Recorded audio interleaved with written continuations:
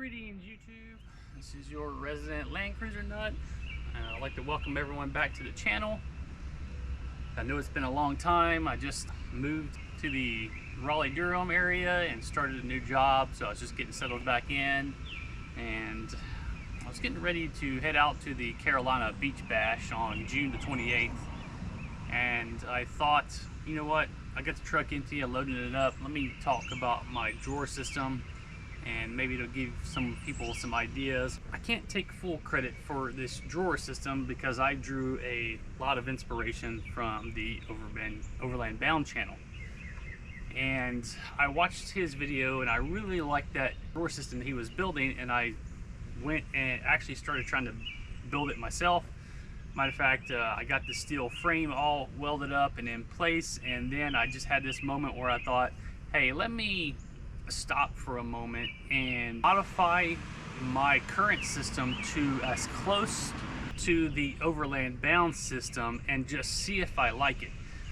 Because when you're creating a drawer system like the Overbound one, there's a lot of expenses that add up. One of the big things is why I did this was, let me try to get it as close as I can and sleep on it and use it for a year or two and see how I like it and the things I don't like and make changes based on that way. So this is what I came up with, and let me kind of get the camera reoriented and I'll walk you around the system. As you can see, we got the refrigerator hid on the left, I got a drawer on the right, and I kept it open on this side so I can easily put my chairs and grab them in and out. And I have a little Blue Sea Systems voltmeter here, and I can plug a few things in with USB ports. All of this setup was taken directly from the Overland Bound setup. His is exactly the same, just the structure is made a little bit different. One of my things you can see that I messed up on was actually cut. For some reason I had the most difficult time cutting around this, and I got it right over here, but I'm going to go back and redo this now that I got it all kind of figured out, because that gap really annoys me. But coming over to this refrigerator, for a family of 4, it's me, my wife, and 2 small children ages 3 and 1. This was perfect. Actually, we went out to Pisgah National Forest about a month ago, and for 3 or 4 days this refrigerator holds enough stuff to supply us, and it really helps out that I don't have to take the big Yeti cooler anymore and deal with ice. One of the things I will tell you, if you're going to build it out of wood and you're going to use this rhino lining material, I actually love this material for the bed of this truck because things don't slide around that easy. You need to seal the wood before you put the rhino lining in. I'm going to repeat that. Seal the wood before you put the lining on, because you'll get it into this truck and then it'll swell. And because you didn't seal the wood, this basically will come stuck in the truck, and then you're going to have to go through and trim all your edges because you're going to notice, nothing fits right anymore. One of the changes I'll mention that are different from the Overland Bound is I have little wings here that fold up.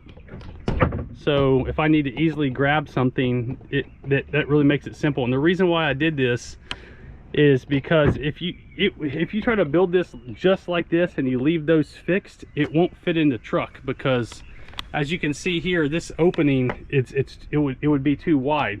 So by having one side where it flips up, or both sides where they flip up, it allows you to put the whole box in by itself.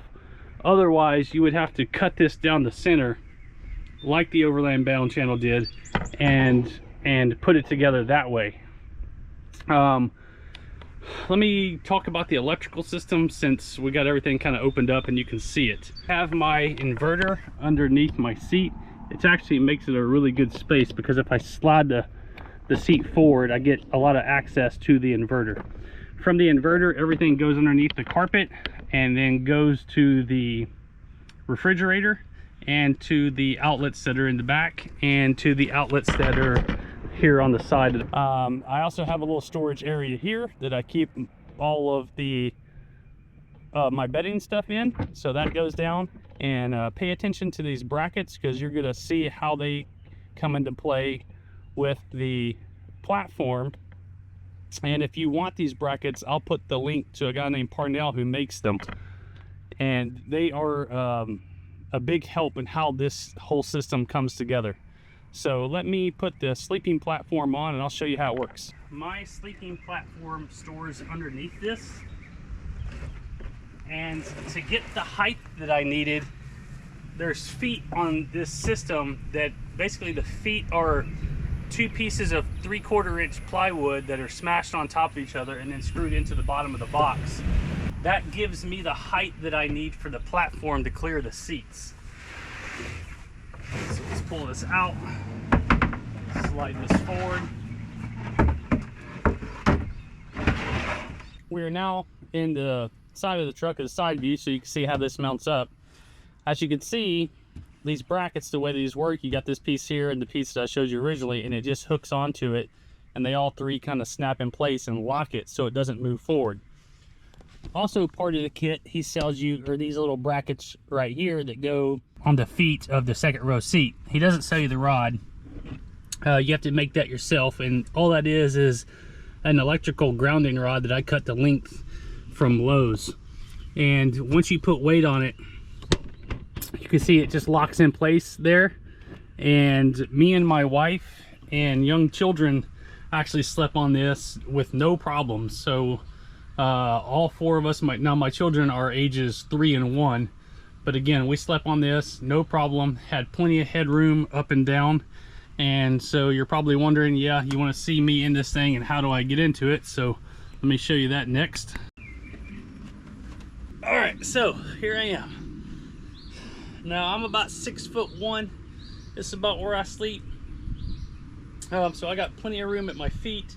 I got plenty of room up and down. And as a matter of fact, we have a 2-inch air mattress that we sleep on that pushes up even higher, and I still feel like I have plenty of room. So there is one thing that I'm going to show you now that I forgot to mention earlier, and it's a safety component to this. That you're gonna want to have. So let me get back out of here and I'll show you that. Part of safety, you know, we're always carrying stuff in the back of our vehicle. I have these nutserts into the wood where I can thread in these little, I guess, hooks into each spot, and there's one on each corner. You can see 2, 3, 4. And so when I don't need them, all I gotta do is just unscrew them and they come out. And I just put them somewhere where I won't lose them at night, and then I put the bed down that way. So this works just fine. I had all kinds of stuff in the back here latched down safely, because we got to think about the safety of our passengers, especially, you know, if you got your children with you. You don't want any of this coming forward. And speaking of coming forward, the second part of safety is how I have this held in. And so basically I have this chain right here because you can't see down because I have stuff all in on either sides. But where the 3rd row seat is, I have this chain that's bolted into where the seat would go. And I have another bolt that comes through and attaches to this with a big washer and a nut on each side that holds it in place. And I've run multiple trails now out in western North Carolina, and this thing didn't move. So it's firmly held in place by those chains. And so I just want to remind everyone, you know, if you're doing this and you're building one of these, always remember the safety aspect of anything that is not strapped down in the event of emergency will come forward. I've unfortunately been a member of the military, and I've seen where things like that have happened in Iraq and Afghanistan, and left soldiers with devastating wounds. And I obviously don't want any of you or your family members to have any kind of situation like that. So always just kind of keep safety in mind when you're building one of these boxes, and how you are going to protect you and your family or and the rest of your loved ones should they be in the vehicle with you. That's it for my drawer system. I hope you liked the video. If you have any questions, just put them in the comments below. I'll try to get them answered as best I can. As far as dimensions and the links to the Overland bound system, I'll also put that below. I appreciate everyone that subscribed to the channel, and I'll see you soon. And if you're anywhere near the Carolinas on June 28th, just Google or get on Facebook and look for the 2025 Carolina Beach Bash and join the group, and maybe we'll see you at the beach.